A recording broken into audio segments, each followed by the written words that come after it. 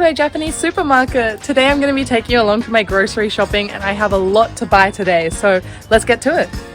Once you get inside, you'll always find these baskets and you'll put it inside the trolley like so. I'm looking for ingredients to make a miso soup, an udon dish, a matcha dessert, a juice, as well as my dinner, a tofu based dish. One of the first things I'm making is a miso soup, so I need to collect all those ingredients. It'll include things like miso paste, as well as veggies and tofu. One of the best sections to check out is the tofu aisle because Japan, being Japan, has so much tofu and there's so much variety and different prices, but one of my favorites is basically momen tofu, which means it's like firm. You can buy them like in this size, but it's definitely not as firm as like foreign tofu, unfortunately. I had no idea where the firmest tofu was, so I asked the staff and they found it for me. I've never seen this before in person or found it, so I'm very excited to try it out because all the recipes I like require really firm tofu. This is called atsuage, so it's kind of like deep fried tofu, but when you put it inside miso soup, it is so good. So I'm gonna grab one of these for 130 yen. There are even things like peanuts tofu, tofu noodles, as well as tofu desserts like onion tofu and pudding. Now it's time to move on to the veggie section. These strawberries are about 500 yen. So whenever I buy strawberries, I'm always like, I gotta make sure they're perfect. So I check the back. And they're looking pretty decent, so I'm gonna get myself one. Broccoli is 300 yen for one of these, which is pretty expensive. Celery is not too bad, 124 yen for a big stick. Japan, you'll find lots of these pre-cut salads, so ready to go, but also like pre-sliced cabbage. And this is, 200 yen for that isn't bad, but these salads are just so small, like 100 yen and it's tiny.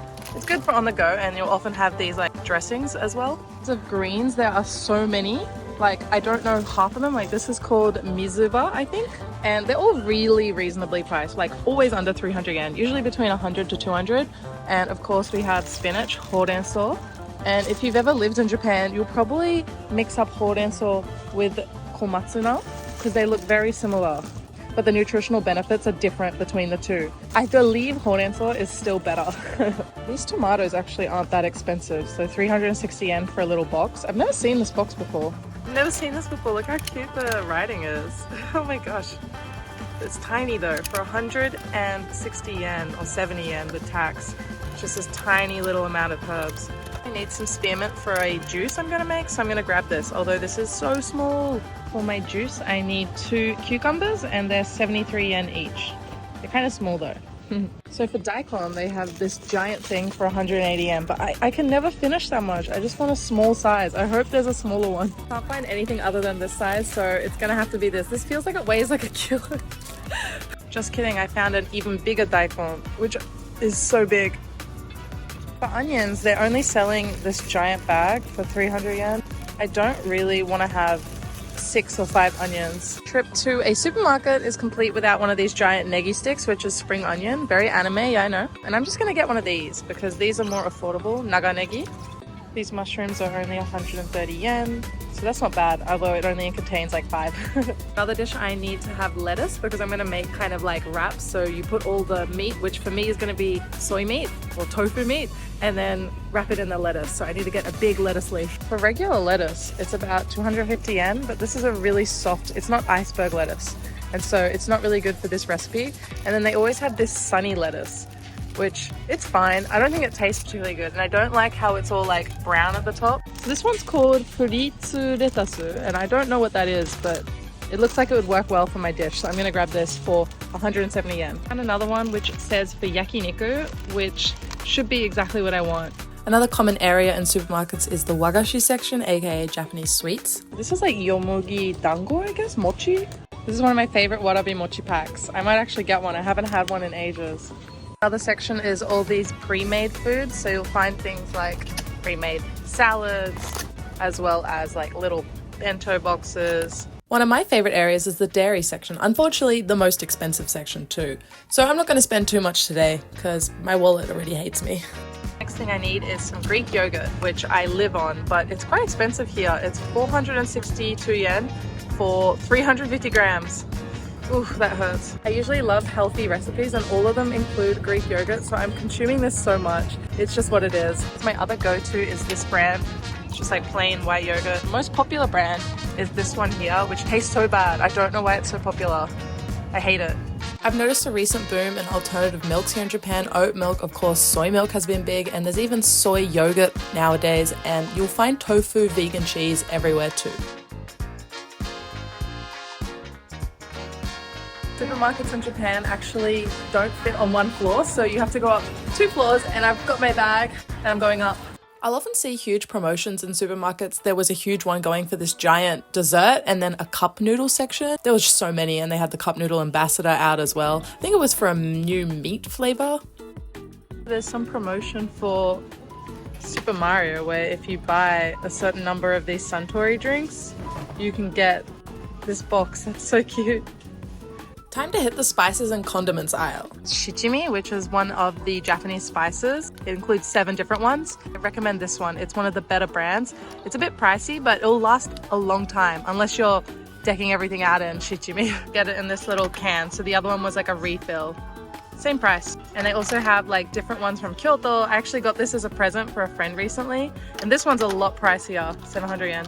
If you're living in Japan, you're probably going to experience cooking with miso, but I actually waited years before I did because I was just so intimidated by it. I don't know why, it's just something we don't really use in Australia. So I recently bought one, and there's so many options. There's like white miso, red miso, organic miso. So I'm going to try it today in the video and cook a miso soup. And I already got one of these and it lasts a long time. And oh, that's right, I'm making miso ramen as well. So I'll get to use my miso twice today. Depending on which type you go for, the price varies quite greatly. So this is 500 yen, and then this one is 1,000 yen, and then we've got 350 yen. And all the flavors really change depending on what you get. And the ingredients are different too. So I don't really want dashi inside mine, so I try and get one that's just the miso. So if you see this sign, that means it's organic. One big thing here is something called goma abura, which is sesame seed oil, and I absolutely love it. It's so addictive. And there's 2 types you can buy here. There's one that's a healthy variety and it has 0 cholesterol, so I always pick that up. And this is surprisingly expensive. This is 400 yen, 430 for this bottle. So I'm gonna grab that. And as of about last year, everything has increased so much in price, and now they have olive oil on sale for like almost double what it used to be. So it's very painful because I cook exclusively with olive oil, especially the hard cold pressed. I think that's what it is. So yeah, it's very pricey. I try and buy it when there's a sale on olive oil. So 1,000 yen for about 456 grams. One of my favorite aisles is the snack one, of course, and if you guys want to try Japanese snacks from the comfort of your own home, check out Tokyo Treat, the sponsor of today's video. Tokyo Treat is a monthly pop Japanese subscription snack box with up to 20 treats inside, featuring lots of limited edition stuff, seasonal things, and each month the theme changes, so let's see what it is this time. It is a ninja snack adventure. So each time you order the box, you'll get a booklet, and they put so much detail into it, including all the dietary information, as well as stories about Japanese culture and history. The cool thing about this month is there is some ninja themed goods, like a katana candy blade. I'm a dangerous person now. I can't go walking out on the streets of Japan with this. Each month it comes with a drink inside, and this time it's from Aomori, which is famous for their apples. So of course it's an Aomori Ringo juice. That's so fruity. I found some cup noodles inside, so I'm gonna quickly make these and start slurping. Be back in a moment. Oh, this kanji here says karai, which means spicy, so I'm scared for my life. Oh, it's a little spicy. This is actually my level of spice. It's perfect for me. If you guys also want to experience all these snacks, check my link down below and use the coupon code seerasan for a discount at checkout. All right, let's get back to the video.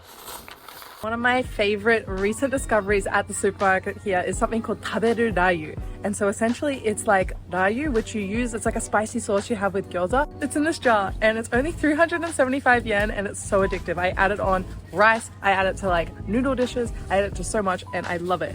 I am gonna get this because I already ran out of one that I bought a couple of weeks ago, and it's gonna go in my udon main meal today. One of my absolute favorite places in the supermarket is always this discount corner, and here today they have all sorts of things. They even have some Milo, cafe latte like base, and you can always find like some anime items. I always see these kinds of like little chocolate knickknacks, and there's like a little gift inside. But I pick up like randomly really cool things here, and there's a lot of foreign imports because I think they import it thinking the Japanese will buy it, but then they're not that interested, so there's people like me buying it. If you've ever lived in Japan during the summer, you'll know that suika bar is a huge thing here. It's an icy pole in the shape of watermelon, and it's so addictive. It's got like these choc chips inside, and At the supermarket, you can actually buy this box, which has 2 varieties. It's got like a melon as well as just like the watermelon, and I love it. The tip is, they don't even sell the watermelon bar at the konbini yet. The supermarket gets it early, so I'm gonna grab this and enjoy it. Hehe. My favorite way to store noodles, as in udon and soba, is actually the frozen ones because they taste just as good as like the fresh ones in my opinion, especially considering how cheap they are. So for a bag like this, which contains 5 packets of udon, is 398 yen. If you want to buy some ready-made things, they have things like this, which is kitsune udon, and it looks like it's got 2 packs inside. So for 800 yen, you've got that as well. The alternative is, of course, just buying the dry ones, but I feel like they're not as chewy. 228 yen, but I don't think they're as cheap as buying the frozen udon packs. It's not possible to live in Japan and not be a tea lover, so let's check out the tea aisle. So they also sell matcha at the supermarkets here, and it's not particularly cheap, but I think it's cheap for matcha, so 800 yen for this, as well as all types of green tea and some really beautiful packaging. I love the way they package tea here. Like, look at this. Just as there is overseas, Japan has its foreign aisle, and in this particular supermarket it's called the Chinese aisle, and so we've got a lot of Asian spices and noodles, and I'm picking up coconut milk because I'm gonna make a type of dessert. It was in the recipe. I don't really buy coconut milk, so I'm curious how it'll turn out. You can also find things like sriracha, which is so popular in Japan, which I didn't know about until I moved to Japan, as well as the Korean spice gochujang. You can find that here, and I'm addicted to this. I use this all the time in my cooking, and it's Western style cooking. You just put it in pasta, all sorts of things. I love it. One thing I've seen now that it's almost summertime is fireworks, and I can't believe they sell that at the supermarket here. I'm excited because I actually have a kit from last year I didn't get to finish using, and hopefully fireworks don't expire. 650 yen for this pack, but one pack here is also 400 yen, so it's definitely affordable. And of course there's a bigger one, like this giant one, which is 1,000 yen. I think I got everything I was looking for, so it's time to check out and pay and head home and do some cooking. This is everything I got in my grocery haul. There's not too much actually, and it wasn't as expensive. I paid about 4,400 yen for everything here because I had a few of the ingredients and sauces already at home. So if you add those in, it probably was an extra 2,000 yen. So I have a lot of veggies. I have this giant daikon, which I wouldn't normally get. And I did find a smaller size, but I thought it was fun for you guys to see like this giant radish. The lettuce, cucumbers, a giant negi. I lost part of it in my bag. My only fruit, which are strawberries. My tiny amount of spearmint. It is so small. Tofu, Greek yogurt, coconut milk, brown mushrooms, soba tea. Oh, and another type of tofu. I got the extra firm one. Healthy goma abura, warabi mochi. And watermelon bars. That's everything. For lunch, I'm going to be making miso udon, and it is a really simple dish. It takes about 10 minutes to complete. What we're gonna need for this recipe is spring onion, a pack of udon, coriander, miso, taberu ryu, shijimi, soy sauce, vinegar, sesame oil, I believe maple syrup, as well as mirin. And we're gonna start by chopping our spring onion. So let's get to it. First, what needs to be done is that I need to have the greens from the spring onion separate from the whites, because it's going to be used different topping wise, and I've actually improved my knife technique since a year ago when I got this knife. It's still nowhere near good, but it's better. I think I'm holding it properly. I find it really hard to do this finely, but do it as best as you can. Once you've chopped it up, put it into bowls, and we're gonna go back to this later. The next task is making the soup, or the flavoring, the broth. And so I'm going to add some soy sauce, as well as my goma abura. Next, we have some maple syrup. And I find that in a lot of the Asian dishes I cook, maple syrup has a really good flavor. It's like a nice, rich kind of sweetness. Some mirin. I'm gonna add our shijimi as well. It's starting to smell really good. We're going to only add the white part of the spring onion into the broth. I'm gonna save the green part for the topping. Can't forget the miso paste. Careful when you add the miso paste because I made this twice now. The first time I made it, I thought, wow, this tastes amazing. I'm gonna add more miso the second time, but then it was too much miso, so you gotta be careful to not overdo it. Because miso is quite strong and salty. Chop up some coriander, which we'll use later as a topping too. Once the water's boiling, you can pop your udon in, and I think this is good enough, so I'm gonna pop it in now. Woo! Because it's frozen udon, it's gonna take a while to cook, but if you buy the fresh packets, it would be pretty fast. I let it cook for about 1 to 2 minutes. Once you put the udon or your choice of noodles, because you can actually use ramen for this. I totally forgot that I was gonna do ramen, and I love udon so much, so it's fine either way for me. Mix it up, and then we're gonna actually add hot water to make it a broth. Now for the fun part, we get to do toppings. My favorite part, I added in the green onions, the coriander, I added some seaweed, it's Korean seaweed, sesame seeds, and my taberu rayu, as well as a boiled egg. Ta-da! Usually I can't make my food look aesthetic at all, but this one is just so simple. You just put things on the side, jazz it up. Itadakimasu. That's so tasty. I did the miso flavor really well this time. Not too much, not too little. Oh yeah. I love, love, love the flavor of that taberu rayu. Like, if you've never tried it before, please do yourself a favor, get it. I was very satisfied after eating this and demolished the plate, so it's on to the next dish. The next thing I'll be making today is a matcha tiramisu chia seed pudding. I saw this on Instagram and it looks so delicious and it's full of protein, so let's give it a go. And while I'm doing that, I'm going to enjoy my lovely ichigo, Japanese strawberries. What you'll need is matcha powder, chia seeds, maple syrup, and coconut milk, and Greek yogurt. That's it. I never use coconut milk, so I'm a little not sure how this will go. Start by adding 1 cup of coconut milk. Then we're gonna add 1/3 cup chia seeds. I did not measure and I regret this immensely later. I have some really special matcha. I bought it in Kyoto and it's from Kurasu, which I recently showcased in a cafe video. And we're gonna add 1 to 2 tablespoons of matcha, and please sift it, unlike me, and then add your maple syrup and mix well. After that, I'm going to leave it in the fridge to set overnight, and then tomorrow I'll be able to make my little snack. I left the matcha chia seed mix overnight, and I actually didn't put enough of that coconut milk in, so it was so firm, and I had to add a bunch of almond milk to kind of make it a little more wet and liquidy, so I've been doing that, and now it's reached a really nice texture. First base layer is going to be the chia seed mix. I recommend putting it in one of these clear glasses because then you can see it really nicely. The next layer is going to be the Greek yogurt. If I'm gonna be honest, this Greek yogurt that I bought this time isn't as nice as the one I regularly get. It's very sour. I just tasted it. It's not quite what I would look for when doing this dessert, so I know what to buy next time. The chia seed tastes really good with the matcha flavor and the coconut milk, but the yogurt I bought is just so sour. I'm so sad. Overall, not bad, but I think I can improve this next time I make it. Next, I want to make something called a cucumber juice. I've never made this before, but I saw it on Instagram and it was very intriguing, so I'm gonna give it a go. All you need are 2 cucumbers, a lemon, as well as some sparkling lemon water. I'm just gonna slice it just so it's easier to blend, so it doesn't need to be perfect. Also going to use half a lemon. Now it's time for me to blend. Now I'm essentially just straining it and getting all the juice out. And I've never done this before except for when I make tzatziki, because then you want to remove a lot of this. But I've never kept like the actual juice part, so this is kind of interesting. I put a bit of ice into this cup and now it's just like a shot. So here we have it, a cucumber juice. This is really good. I think I could start making this regularly. Japanese summers are so hot, so something like this is the perfect way to just kind of survive. Overall, really like that, and I'll be making it again in future.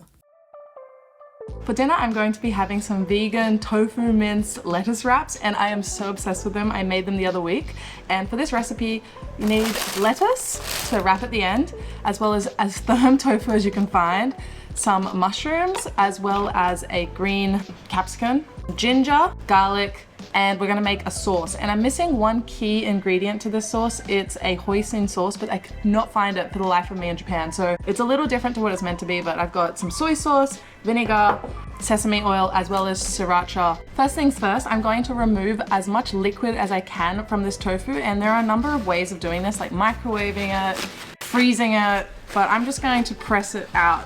And this is the first time I've actually used this kind of firm tofu in Japan. Like, it is so hard to come by. I've got myself a bowl, and I'm just gonna place the tofu inside and kind of like break it together with my hands. Now that the mixture's ready, I'm going to start cooking it in the fry pan. All you need is a little bit of oil. Finely chop the capsicum and then finely chop the mushrooms. Then you're gonna add it to the bowl and mix it with the tofu. Mix it really well. Now we're going to start cooking on a low to medium heat and then working on the sauce. We're going to finely chop the garlic as well as the ginger, and then we're going to add the rice vinegar, soy sauce, sesame seed oil, and a dollop of sriracha, and then mix this well. Sriracha is so popular in Japan now. You see vending machines selling this stuff. Crazy if you ask me. Added a little bit of water to the sauce. It's time to just chuck it in there. The next thing I want to try making is mapo tofu. So that's my next challenge, maybe my next food video, mapo tofu. It's ready! And I've washed all the lettuce leaves and it's time to just put some of the mixture inside and enjoy it. I just realized I forgot something. A topping for this is crushed peanuts. I have some. Let me quickly get it. Roasted crushed peanuts are a must for this. So you put them on top. And I've also decided to add some coriander. It's a bit messy to eat. Oh my gosh. The combination of the spicy, juicy tofu mixture and the fresh lettuce is just so amazing. The harmony. I love it. As well as the crispy kind of crunchy peanuts and the coriander. I think you'd be hard pressed finding someone who doesn't like this dish. All right, on to my last meal to cook. Good morning. It is time to make some miso soup, and I'm actually not very experienced, but I'm excited because usually I only ever have it when I go to hotels or I'm in Japanese restaurants, and it's quite versatile miso soup, so you can add in whatever veggies you want, but of course the core thing is to have miso. My fresh daikon, which is a Japanese radish, and look how big it is. I feel like an Animal Crossing player. I just pull it out of the ground. And then I have my leftover negi from yesterday, as well as some abura-age. Atsu-age? Atsu-age, yeah. So this is like deep fried tofu, it's thick, and it absorbs all the flavor of the soup, so I absolutely love it. And I'm just gonna chop these into like bite-sized pieces and chuck them all in there with some hot water. So let's get to it. The next step is the atsu-age, and it looks like this. So this is really fun to chop. I find it really easy, just super smooth. Next up is the daikon. Daikon is something that I didn't really eat until I moved to Japan, but it's so tasty. I'm just gonna make it really small. The water is right before boiling point, so I'm gonna add in my spoonful of miso, and this amount is very tekito, and tekito in Japanese means like not precise.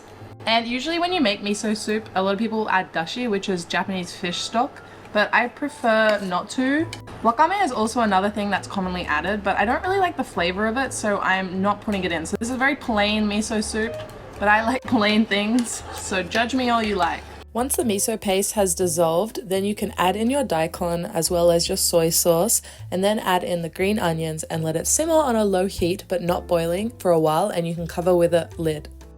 No Japanese breakfast is complete without a natto.